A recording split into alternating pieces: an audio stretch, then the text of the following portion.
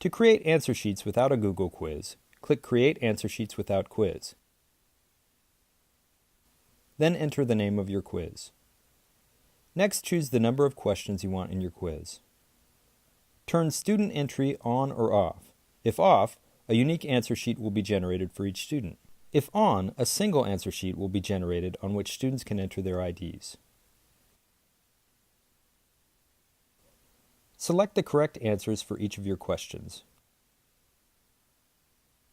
You can increase the point value for any question if necessary.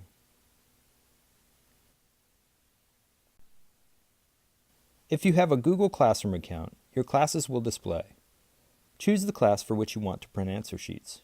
If you don't have Google Classroom, you'll simply be asked to enter the email addresses of the students for whom you want to print answer sheets. Your answer sheets will be generated. Click Print Answer Sheets.